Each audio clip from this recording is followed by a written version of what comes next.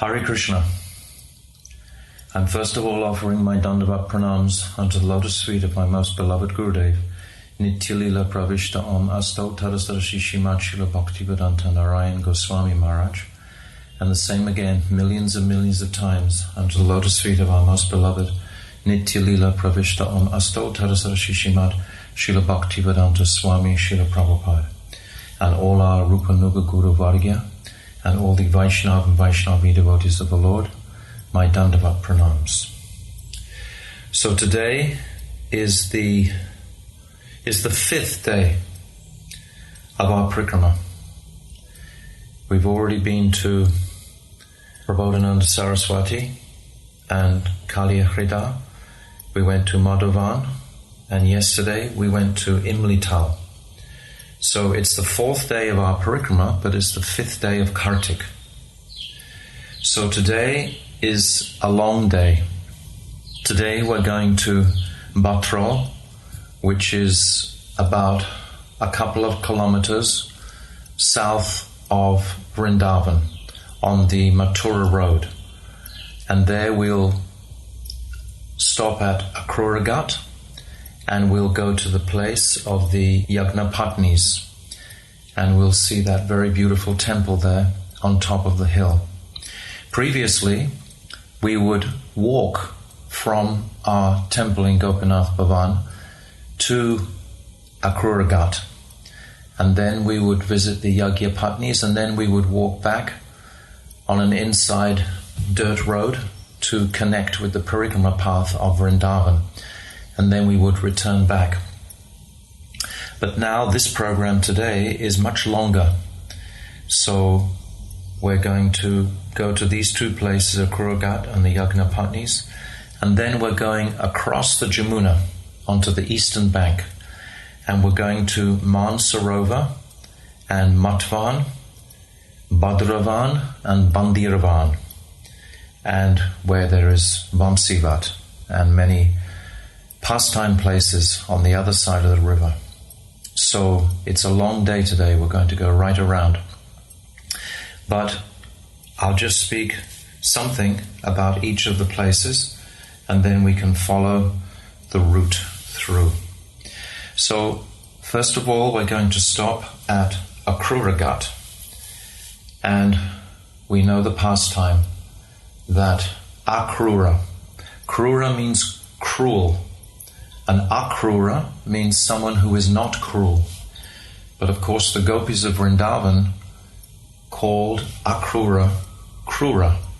They thought he was very cruel, because he came from, on the order of Kamsa, he came to take Krishna and Balaram to Mathura to attend the wrestling match that Kamsa had arranged, where he could kill Krishna. And the gopis intuitively understood that Krishna won't return. Once he goes to Mathura, he'll be so enamored by the different princesses there and different beautiful ladies of Mathura that he won't come back to see us village girls, us cowherd girls. Why should he come back? So they were very, very unhappy. They were feeling deep separation, and they went to Mother Yashoda and they expressed their concern that Nanda Baba is quite happily just taking Krishna and Balaram off to Mathura, and the cowherds, the Sakas, they are also going to Mathura, but Krishna won't come back straight away. And they expressed these deep concerns to Mother Yashoda. Srila Vishwanath Chakravarti Thakur, he calls this chapter of the Gita, of the 10th canto, he calls it the 6th Gita. There are 5 Gits, 5 life airs in the Srimad Bhagavatam, and that is Venu Gita, Pranaya Gita, Gopi Gita, Yugal Gita, and Brahmara Gita. So Srila Vishwanath Chakravarti Thakur says, no, there are 6. There is this Viraha Gita, when the gopis express their lamentation when Akrura, he so cruelly takes Krishna and Balaram out of their midst. And that pathetic pastime is described in great detail in the Bhagavatam how the gopis were holding on to the reins of the horses and they were falling in front of the horses, and Akrura had to drive very carefully so as not to hit any of the gopis. They were really desperately trying to stop Krishna from leaving Vrindavan. Nevertheless, Yogamaya and Krishna had their plans to relieve the burden of the earth. So in order to do that, on the request of all the devas previously, then Krishna has to leave Vrindavan. But we know that Krishna in fact never leaves Vrindavan. So this pastime we hear at Akrura-Ghata, it really demonstrates this, because Akrura, it was driving, and then he stopped at this place, Bhatrol we call it today, to take his bath. And when he was taking his bath, he was performing his Gayatri mantras, and he was standing in the waters of the Jamuna. And his worshipable deity is Sanatan Brahm, which is the four-armed form of Vishnu. And he was meditating on his four-armed form of Vishnu. Then his meditation broke, and he saw Krishna and Balaram in front of him. So he became astonished. What is this? I thought I just left them on the chariot, because Krishna and Balaram, they didn't take their bath at that time. So then he went back and was performing his Gayatri mantras again, and again he saw Krishna and Balaram instead of his Ishtadev, Sanatan Brahm. And he became so enamored and astonished, and then he understood fully that Ram and Krishna are none other than the Supreme Personalities of Godhead, that they are the same as his Sanatan Brahm. So this is very significant, because at this place, Akrura-Ghata, is where Brajendra Nandan and Rohini Nandan is Baladev Prabhu, they remained in Braj. Krishna never leaves Braj. Vrindavanam pratyaja padam ekam nagachati. He never sets a single foot outside of Braj. So it is Vasudev Krishna who goes to Mathura. And it is Vasudev Nandan in the form of Baladev who goes to Mathura. It's not Krishna and Balaram. Krishna and Balaram, they remain in Vrindavan eternally. So now Krishna takes on another identity. He takes on the identity of Vasudev Nandan, the son of Vasudeva and Devaki. And he leaves his flute behind. He leaves his peacock feather behind. He leaves his beloved gopis behind. He leaves his beloved family behind. And now he's going to go to Mathura. So this is the pastime that takes place at Akrura-Ghata. That Akrura, he sees this distinction between Vishnu, Brahm, Sanatan Brahm, and Krishna and Balaram. And he sees that they are one. Just previous to this incident of Akrura witnessing Krishna and Balaram as being his supreme Ishtadevs, prior to this, at the end of one Ekadashi, Nanda Baba, he had been bathing in this very same spot, and he was breaking his Ekadashi Brat, his Nirjal Brat, and Dwadasi was just beginning. So Nanda Baba, he entered this lake at night to take bath, and because he was bathing at a demonic time, the servants of Varunadev captured him and brought him to Varunaloka. Shortly afterwards, Krishna, he wanted to rescue his beloved father, and it's described by Jiva Goswami that there was a tunnel that led from this Akrura-Ghata all the way through to Varunaloka. And Krishna went through that tunnel with Balaram, and they came into the court of Varunadev, and there was Nanda Baba. They found Nanda Baba. And then in the presence of Nanda Baba, Varunadev was worshipping Krishna very opulently, and Nanda Baba was witnessing this extreme opulent worship of his dear son. And when he returned with Krishna from Varunaloka, he was telling the Brijbasis about the way that Varunadev had worshipped Krishna. And then the Brijbasis, they thought that yes, Krishna must be like Narayan. So they begged Krishna to please show them his eternal realm, his eternal Brahmaloka. And Krishna, he considered that request and he agreed.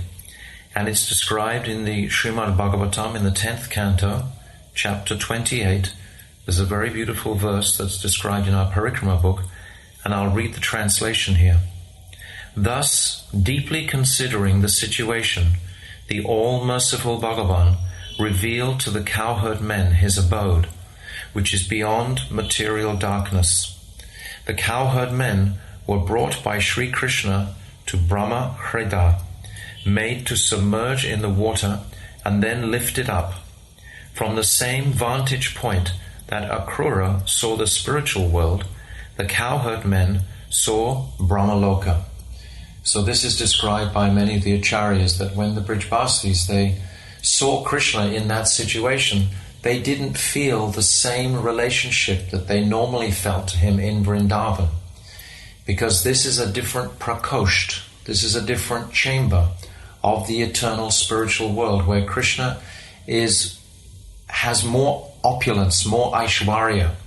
So their relationship was not so sweet as they had been familiar with it in Vrindavan. So the Brijbasis were not so overwhelmed, in fact, with joy to see that Brahma Loka, and they returned later with Krishna. But this pastime takes place here at Akrura-Ghata.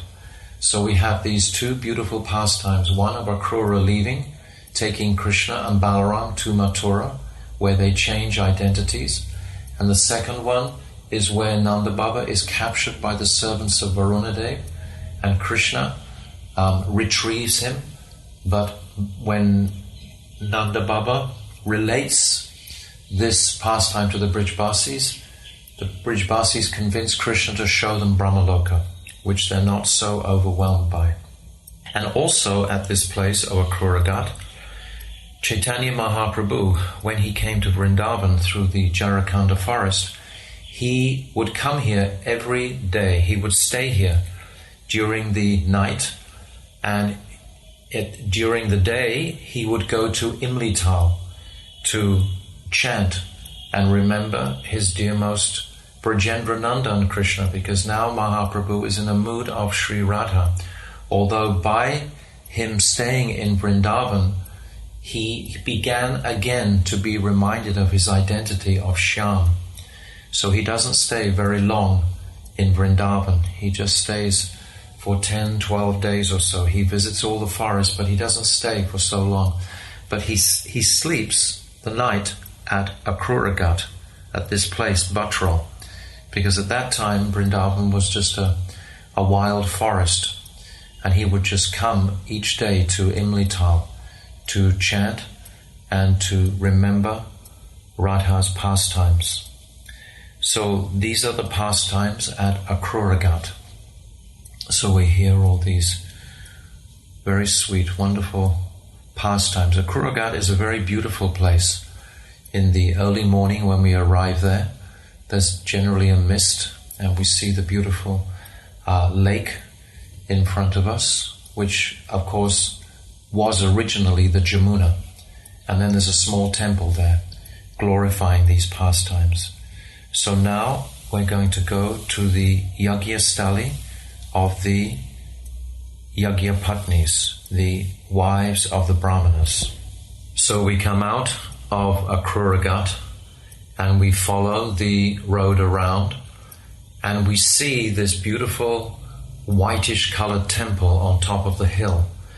And we walk up many steps and we come to this beautiful temple which is honoring this pastime of the Brahmani wives. Krishna was with his cowherd suckers, and they were grazing the cows in this area. And the young boys, they challenged Krishna that they were hungry. The young boys' logic was that hunger is like an enemy, and if Krishna can destroy, then he's really a great warrior. So they appealed to Krishna to appease their hunger. At the same time, Krishna wanted to show his mercy to the Brahmins' wives. Now we are understanding that we're right on the border between Mathura and Vrindavan. And we've described how not even a mosquito will go between Vrindavan and Mathura. The moods are entirely distinct and different. One is Aishwarya Bhav and the other is full Madhurya Bhav. So this pastime is crossing over the two principal rasas between Madhurya and Aishwarya. So Krishna, he asks the cowherd boys to go and beg from some brahmanas who were performing the Angiras sacrifice to gain entrance into Swarga. The husbands of these Brahmins' wives, they were not very fixed on their nishta towards Krishna, and they were intimidated greatly by Kamsa, and they were seeking entrance into Swarga. So Krishna, he instructs the cowherd boys to go and beg in the name of Balaram to the Brahmins performing that yajna, because Balaram is understood to be a Kshatriya, which is more respectable than a cowherd boy. Balaram, his mother is Rohini Ma. So at this time, Krishna's mother is Yashodamai, the wife of Nanda Baba. So Balaram, Krishna was thinking, will be more honored than Krishna. So Krishna directs the boys to go and request some foods from the Brahmins who are performing this yajna. And the boys, they come into the arena of the yajna and they beg the Brahmins for some foodstuffs. And the Brahmins, they don't even answer the boys. They just keep on going with their yajna, chanting mantras and so on. But these young boys, they're very well versed in all the Vedic rituals, and they understand completely what's going on. And they also understand that perhaps these Brahmins are hesitating to give us any foodstuffs because it's going to break the ritual procedure. And then they explain very clearly, very logically, that actually the Brahmins, they can offer these boys some charity and it will enhance their yajna. But the Brahmanas, they just continue to be silent and they don't speak. They don't say anything to the boys. So the boys become very despondent and they return to Krishna and they relate what has happened to Krishna. Krishna, he laughs. And it's described that if someone is begging, he has to understand that sometimes he has to be tolerant and not receive what he's begging for. So Krishna, he just laughed humorously at the situation. But then he told the boys, now you go and you beg from the Brahmani wives.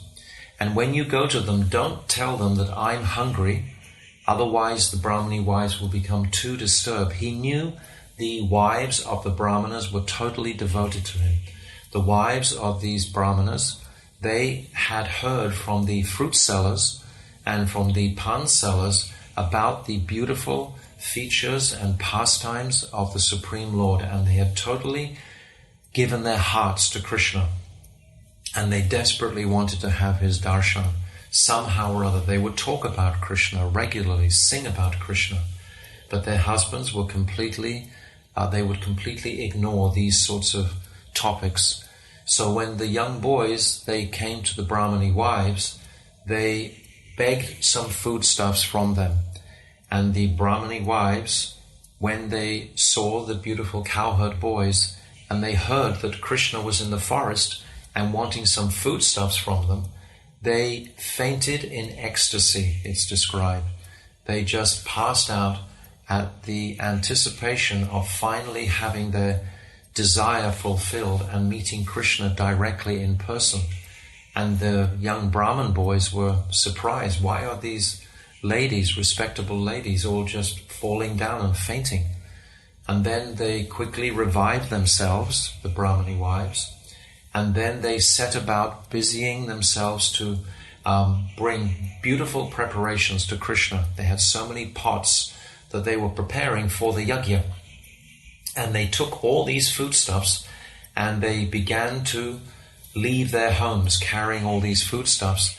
And their sons and their husbands and the fathers tried to stop the Brahmani wives from taking these foodstuffs to the forest to give to Krishna in charity. But the Brahmani's wives' minds were totally set on having darshan of Krishna, and nothing at all would stop them. So they took these beautiful preparations into the forest, and to their astonishment they had darshan, a most beautiful darshan of the Supreme Lord. He was standing in his beautiful effulgent dhoti, his beautiful blackish, glossy, wavy hair, his lotus-like eyes, and a beautiful smile was playing on his lips. And he was twirling a lotus flower in his hand. And it was as if to say to the Brahman's wives, I am twirling your hearts out of affection for you. And the Brahmani wives, they became so overwhelmed in ecstasy to see Krishna in this condition, looking so beautiful in the forest of Vrindavan. And then Krishna, he realizes that these Brahmanis, they cannot stay with me because this will be something of a rasa bus. I am from a cowherd village and I dance with cowherd girls. I don't dance with Brahmani ladies. This is not my leela. This is not what I've come to perform. So he welcomes the Brahmani ladies and tells them to sit down, and then he speaks to them very nicely. But then he begins to instruct them that actually they can't stay with him. They have to go home.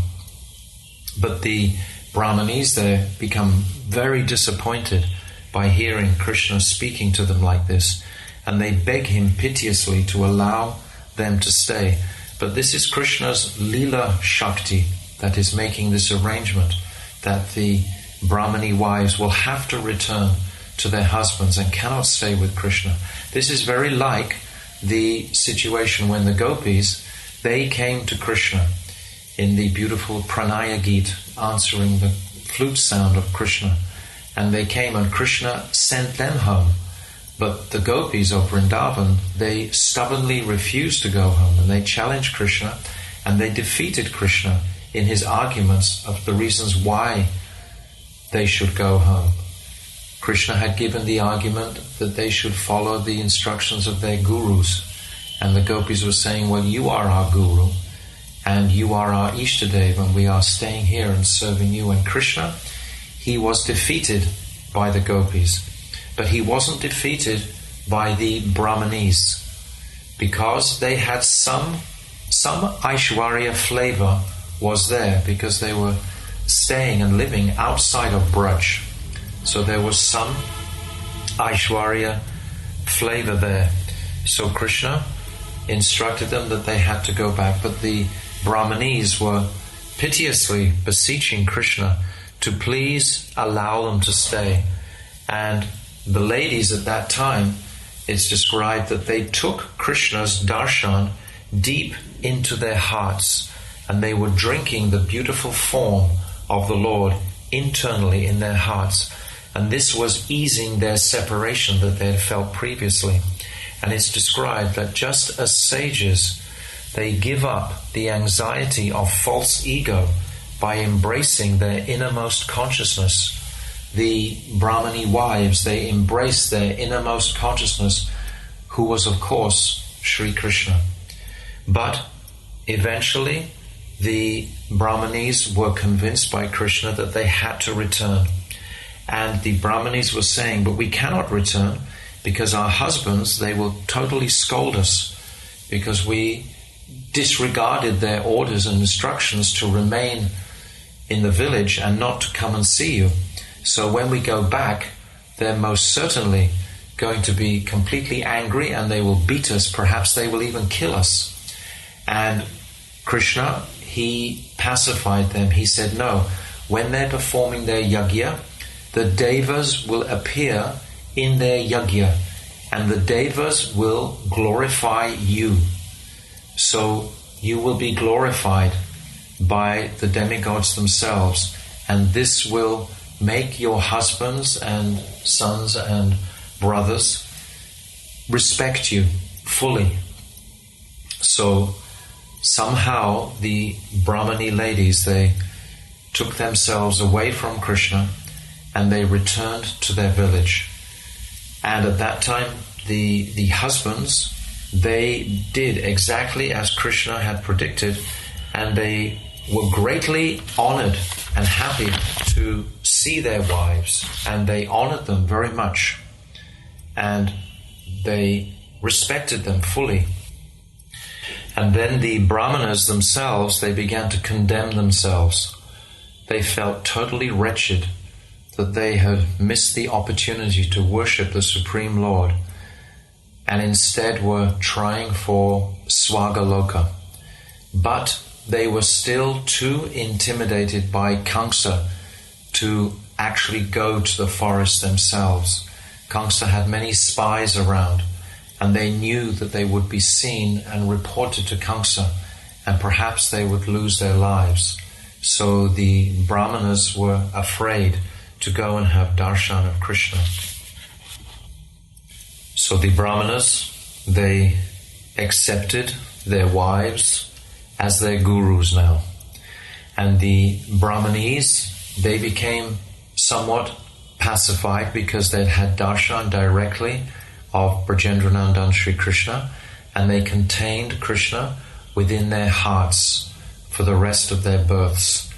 And they were joyously worshipping Krishna every moment of their lives. So this is a brief outline of this pastime here at the Yajna-patni's place of worship. This temple is dedicated to worshipping those Brahmani wives because they are worshipable, because they left the bondage of their husbands, just as the gopis had done, disregarded their instructions, and they ran to Krishna. And Krishna pacified their moods of affection towards him, but they were no longer allowed to remain with him. They had to come back into Mathura Mandal and remain with their husbands. So this is the very beautiful pastime that's described in Srimad Bhagavatam. So now we're going to get aboard our buses again, and we're going to cross over the Jamuna, and we're going to come into the forest of Mahavavan, one of the 5 principal forests on the eastern side of the Jamuna. And here is the wonderful pastime place of Mana-sarovara, where Sri Radha filled this whole sarovar with the tears from her man. So Sripad Bhaktivedanta Tapasvi Maharaj will describe something of the glories of Mana-sarovara. Hare Krishna. Jai Shri Guru and Gauranga. Now we have just crossed the bridge to the eastern side of the Jamuna. We've come from Akrura-Ghata, through Mathura, crossed over on the eastern bank of the Yamuna, and now we are in Mahavavan. To the north of Mahavavan is Bailvan, Bhandiravana, and Bhadravana. And to the south is Lohavan. That's where we went the first day. Durvasa Muni's ashram. So this forest we're in now, Mathavana, the place of Mana-sarovara. Man is means the jealous anger, and Sarovara is a lake. So here there is a beautiful lake which was created by Srimati Radhika's tears of viraha, separation. On the bank of the Jamuna, the Keshi-Ghat side, Krishna was performing the Ras Leela. This was the Saradiya Ras, the autonomal Ras. And while Krishna was dancing on the bank of the Jamuna with the other gopis, this threw Srimati Radhika into Man. And this Man was very difficult to subdue. So she left this rasa dance by herself. She crossed the Jamuna. She was in so much distress. And in this Man-sarovara, she was crying in separation. That these tears flowed from her eyes and created this lake. It was also Sri Krishna who was searching for Srimati Ji and found her here. There are different types of separation. There is Purvarag, Man, Prem Vaichitya, and Prabhas. This is all described in the Jaiva Dharma, chapter 37, this Vipralamba. And in chapter 38, the Sambhog is described in Jaiva Dharma. So there's 4 types of separation that give rise to 4 types of meeting. So the Purvarag give rise to Sankshipta, and the Man gives rise to Sankiran. Prem Vaichitya gives rise to Sampana, and Pravas gives rise to Sanridhiman. So these are different types. For example, the Sampana Sambhog means enriched. So when there has been the Man, then there is a meeting, but that meeting isn't completely flourishing because there's still some remembrance of the separation. Sankiran means contracted. She has just come out of Man and remembers her lover deceiving her. So why does Srimati Radhika go into Man? Because she is doing this seva for Krishna. Because after Man, that Krishna feels so difficult to console Srimati Radhika. And after Man, when Krishna has consoled Srimati Radhika, this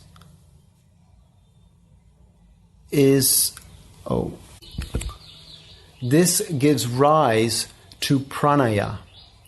So in Man, they are unable to really connect with each other because of this emotion, this jealous anger. There's some kind of separation there. But then in pranaya, after Man, there's a feeling of complete oneness and that they are both one. So Radha thinks that she is Krishna and Krishna thinks that he is Radha. This complete union has come about. And it's only Srimati Radhika that goes into Man, because she knows that Krishna loves her so much that he will definitely try his best to free her of that man. In fact, in Dwarka, Satyabhama, who is Srimati Radhika, coming as Satyabhama, exhibits some man there, but not to this degree. It's shrunken, some limit is there. And even Chandravali, she will not exhibit man. Although she knows that Krishna loves her, she is not sure that Krishna will spend all the time taking her past man. But Srimati Radhika knows, yes, Krishna loves me that much. So this is the speciality here, is that Krishna, he's having to give everything. So at this place, at Mana-sarovara, he's actually putting his head on Srimati Radhika's feet. He's taking his flute and putting on Srimati Radhika's feet, because he doesn't know how to alleviate this man. And he, from his deepest part of his heart, he is trying his best to get that Srimati Radhika comes out of this man. So he's surrendering himself. And there's a beautiful verse from the Srila Jayadev Goswami's Geet Govinda. And there it is described, Smara Garala Kandanam Mama Sirasi Mandanam Dehi Pada Pallavam Udaram. The beautiful flower blossoms of your feet counteract the deadly poison of amorous love, and they extinguish the fearsome fire of the pain of that love which rages within my heart. Therefore, please be kind and decorate my head with your flower-like feet. So this brings Krishna to such a place that he is burning inside, and how to extinguishing that fire of pain that he's feeling is only Srimati Radhika's feet. Decorate me. Decorate my head with your flower-like feet. Break this man. So this place is very, very special, and there's a picture in this old temple of Krishna putting his head at Srimati Radhika's feet and placing his flute also at her feet.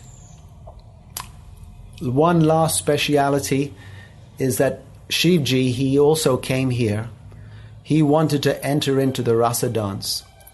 And Vrinda Didi said, you cannot go in that male form. So he had to come here to Mana-sarovara and take bath here.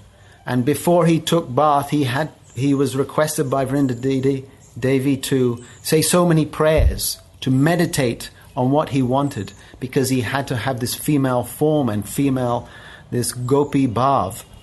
So then he said so many prayers and took bath, and then came up in the form of a gopi. And as we know, that gopi was given the name Gopishvara. So Lord Shivji, he took bath there and became in Gopi Bhav. So this lake, anyone who takes bath here, it is wish fulfilling, because these are the tears of Srimati Radhika. Now we will visit the other forests on our list today. Vancha kalpa tarubhyascha kripa sindhuvayavacha patitanam pavanebhyo vaishnavebhyo namo namaha. So thank you very much, Shripad Tapasvi Maharaj, for your description of Mana-sarovara. That was very, very beautiful. Thank you. So now we're going to come very close to the village of Mathavana. We will just take darshan briefly of this village. The village of Mathavana is traditionally where the Brijvasis would make their pots. Mat, it comes from the word madka, these large clay pots that the Brijbasis would put their foodstuffs in and water, etc. And they made them in this village of Mathavana. So this village became very famous throughout Braj, because this is where they would use these pots every day. So this is where they would get all their pots from. But now we're in the forest of Bhandiravana and Bhadravana. This is in the northern area on the east bank of the Jamuna. And principally this is all Baladev's place of pastime, Baladev Prabhu. He would accompany Krishna, of course, every time Krishna and Balaram were grazing their thousands and thousands of cows through these beautiful forests with the cowherd boys.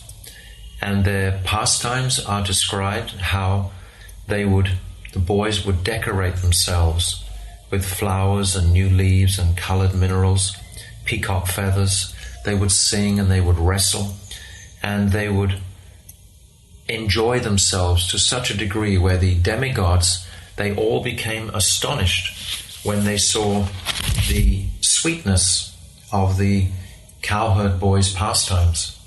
And then they would sit down to a meal, and there would be thousands of cowherd boys, but it would appear that Krishna was in front of every single cowherd boy, that Krishna manifested his mystic opulence, even though this is outside of Nara-lila. But as we described before, none of the Sakas thought that this was beyond Nara-lila. Therefore, it was within human-like pastimes. So it would appear that Krishna was sitting in front of every boy, that there was no boy who was feeling he was on the edge of the inner circle in their contact with Krishna. And then they planned to play a beautiful game. They planned to play, they had two teams. Balaram was in head of one team and Krishna the other, and they were playing a game where the losers of the game would have to carry the winners of the game. And at that time, one demon entered their midst. This was Pralambasura. Pralamba had taken the identity of a boy who was away that day and assumed the identity of that boy. And he entered their midst intending to kill Krishna and Balaram. And then Krishna understood that he'd entered straight away, and he planned to kill him. And these two teams were arranged with Baladev and Krishna, and the winners would climb on the backs of the losers. So one boy would hide, and being found, would have to carry the other boy. So playing this game, then it came the turn for Pralambasura to carry Balaram Prabhu. So, because Pralambasura had lost and Balaram was victorious, so Balaram climbed on the back of Pralambasura, who looked just like an ordinary cowherd boy, but he began, this Pralambasura began to take Balaram far away from the other boys. And then Balaram realized this boy is a demon, and he looked towards Krishna because Balaram was completely immersed in the identity of being a cowherd boy with Krishna. He was totally forgetful of his omnipotent position as Baladev, the first expansion from Krishna. He was completely submerged in his beautiful cowherd pastimes. So then he looks to Krishna in somewhat bewilderment, thinking, what should I do? This is a demon who's taking me far away. And then Krishna, he sends a glance to him, and to remind him of his real identity. And Krishna, within that glance, Srila Vishnu Chakravarti Thakur is saying, O soul of all, secret of all secrets, why are you acting like a human now? And then Balaram remembered his potent personality, and immediately became heavier than a mountain on the back of this cowherd boy, who then assumed his enormous form as Pralamba. And then Balaram, just with his fist, he splits his head in two with a crashing blow to his head. And then that demon just falls down. And the cowherd boys, they all are so happy with the hero Balaram, who's performed such a mighty deed, because Pralambasura was huge. When he expanded his form, he was practically reaching beyond the clouds.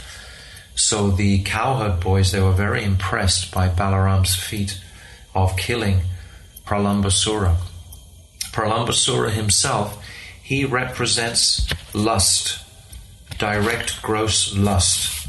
And Balaram kills him to show the sadhak that we must take full shelter of Sri Guru if we're going to purify this enemy of material lust. So Balaram is killing this enemy, but Guru will empower us with the strength of Balaram. We've said previously many times that Guru is the embodiment of the potency of Sri Balaram. So Guru will empower us with that strength to defeat this vicious enemy of lust that rises in the hearts of the conditioned souls towards the opposite sexes. So Pralamba is that representation of that demon. But during these pastimes, he was just another massive demon. It wasn't that anyone was thinking remotely of what he represented, of course. He was just another wonderful demon for the heroes of Krishna and Balaram to chastise, giving great happiness and satisfaction to their beloved suckers. So this Pralambasura, he was killed in Bhandiravana, and we celebrate that. There are many, many pastimes in Bhandiravana. Srila Gurudev relates one very beautiful pastime. At one time when Krishna was very small, perhaps he was 2 or 3 years old, and many black, heavy clouds gathered in the sky, and it seemed very ominous, as if one huge thunderstorm was going to come. So Nanda Baba had taken Krishna with him out cow grazing, but now he became a little afraid because of it seemed that a huge thunderstorm was going to take place. How was he going to give Krishna shelter? He was holding Krishna within his arms. And then suddenly, Sri Radha, who manifested herself as like a 13, 14-year-old teenage girl, she just came out of the forest and she put her arms out to take Krishna in her arms. And Nanda Baba was bewildered by the beauty of Sri Radha, and he happily just gave Krishna into her arms to take inside to the safety of the huge trees residing in Bhandiravana, particularly the Vamsivat. So then Radha, she took Krishna in her arms and then went into the forest, and Nanda Baba again was attending to his cows peacefully, because he understood that this dear girl was going to take care of Krishna. And then as Radha and Krishna approached this huge tree which is in Bhandiravana, which is the Vamsivat tree, the famous Vamsivat tree, then Krishna and Radha, they both assumed their teenage forms, and they came to this tree. And then the Sakhis, they also manifested at that time, and a very beautiful marriage ceremony was performed at that time between Radha and Krishna. So this is in Prakat Leela, but this is a Gandharva marriage where just garlands are exchanged. Gandharva marriage means that the parents haven't made any arrangements for the boy and girl to meet or to be betrothed, etc. This is just a marriage between lovers. So at that time the gopis, they begin to sing beautiful marriage songs. Tunga Vidya, Lalita, Vishaka, Rangadevi, Sudevi, all the Astasaki gopis, they all come and sing beautiful songs. And then Lord Brahma, he also comes at that time and officiates as like priest in cementing this wedding between Radha and Krishna. So in fact, even though their whole pastimes are parakiya, they do in fact get married at this time. So this marriage takes place under a huge tree in Bhandiravana.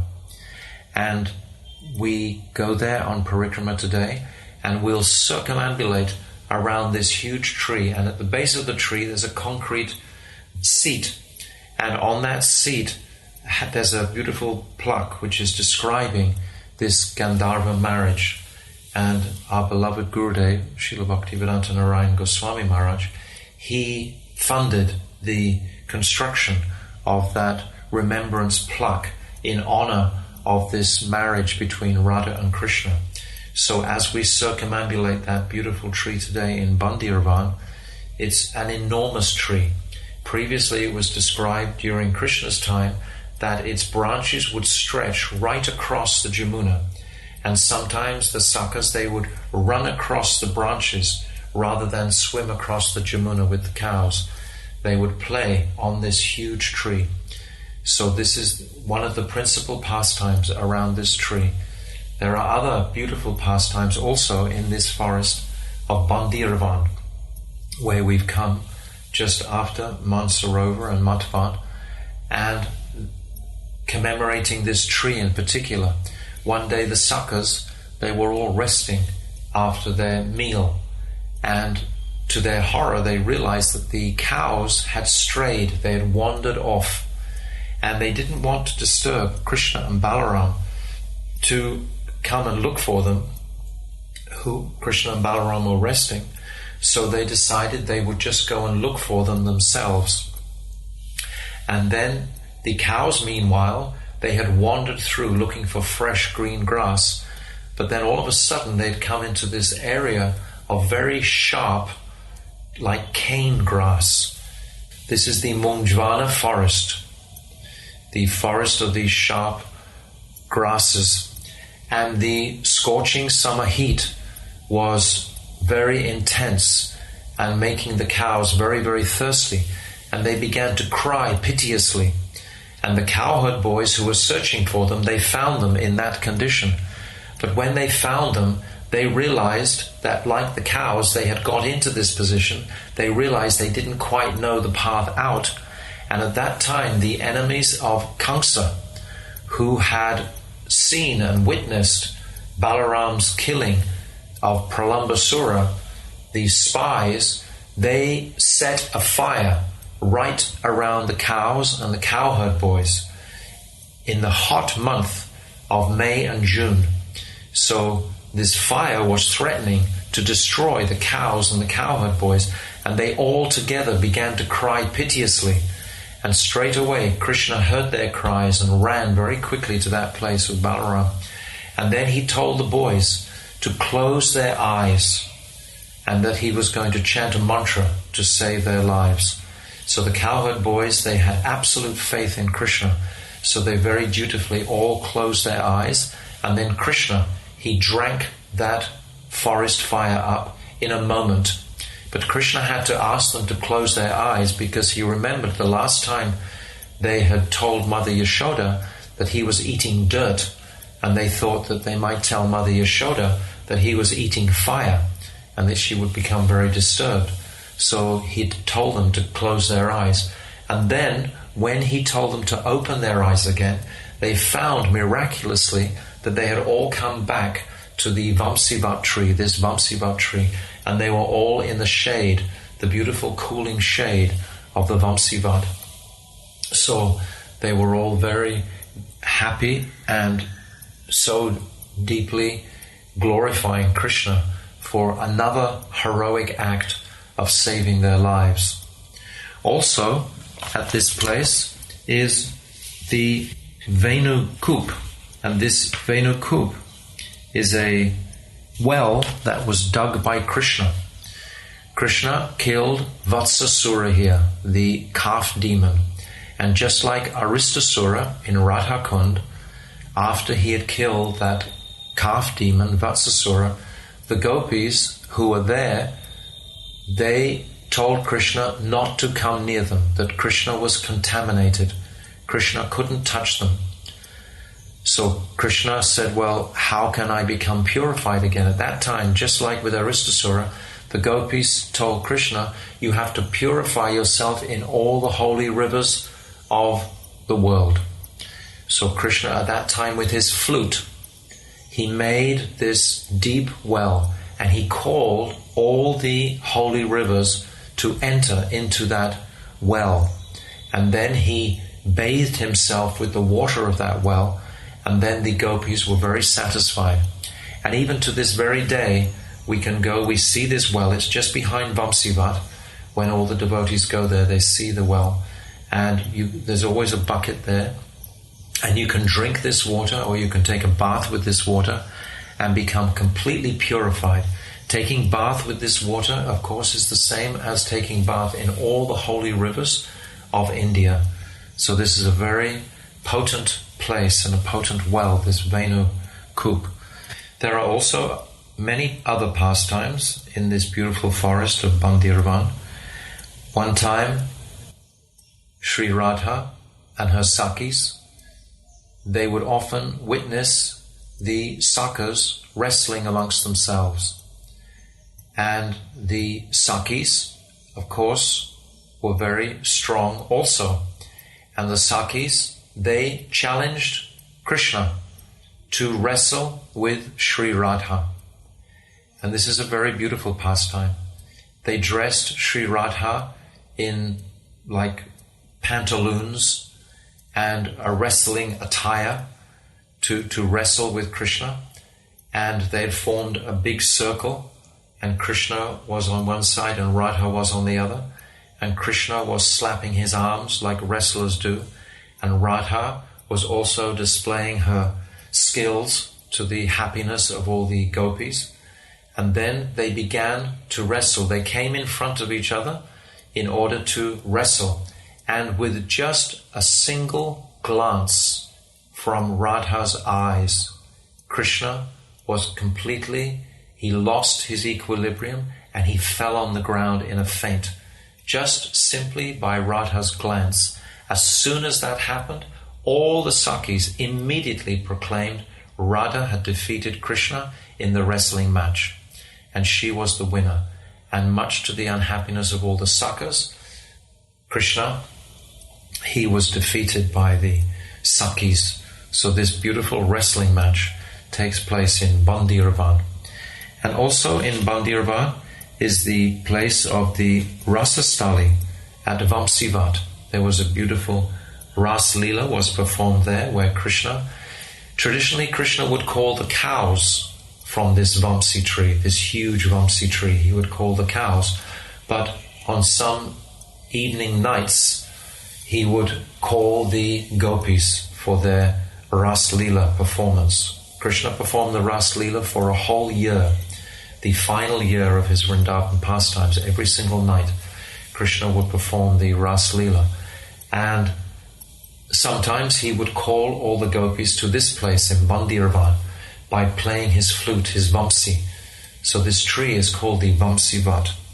Also close by is the beautiful temple of Sridham, Krishna's dearest Saka.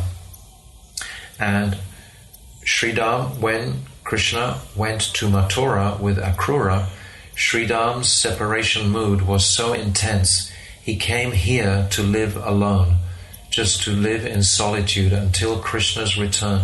Krishna leaves Vrindavan for 100 years. So for 100 years Krishna left, and Sridham was staying in this place just alone, waiting for Krishna to return. It's described that Sridham would never let go of the hand of Krishna even in his dreams at night. Sridham was so attached to Krishna. So when Krishna returned after 100 years and killing Dantavakra, then again he came here and he met again with Sridham. So we remember this place when we come to Bhandiravana. So all these beautiful pastimes are performed in Bhandiravana, Pralambasura, and the wrestling match, and the Ras Lila, and Venukup, and the pastime of the Gandhava marriage. All these pastimes collectively are in Bhandiravana. And Bhadravana is right next door, and this is such a beautiful forest with many flowering creepers and trees and beautiful lakes for the cows and so on. So as I said previously, all this area was where traditionally the cows and the sakas would perform so many pastimes during Krishna's Vrindavan Leela. So Bhandiravana ki jai, Bhadravana ki jai, Mathavana ki jai, Mana-sarovara ki jai, Akrura-Ghata ki jai, Yajna-patni sthali ki jai, Vraja-mandala Parikrama ki jai, Srila Gurudev ki jai. Gaur Premanandi, Hari Hari Bol. So as I was saying before, we are so fortunate that we have had the privilege to come through these pastime places under the guidance of Srila Gurudev, who opened up all these pastime places to us for so many years. So we are always feeling tremendously grateful for Srila Gurudev and his gifts of opening up to us these pastime places of Vraja-mandala. So now we are going back to the temple. It'll be late, and we have already taken prasadam at Bhandiravana. Prasadam has been served at Bhandiravana, lunch prasadam. So now we're going to go back. It's about 4 o'clock in the afternoon, and we'll make our way back to Gopinath Bhavan for our evening program tonight. So Hare Krishna, Hari Bol. Vansha kalpatarubhyascha, kripa sindhavevacha, patitanam pavnebhyo vaishnavebhyo namaha.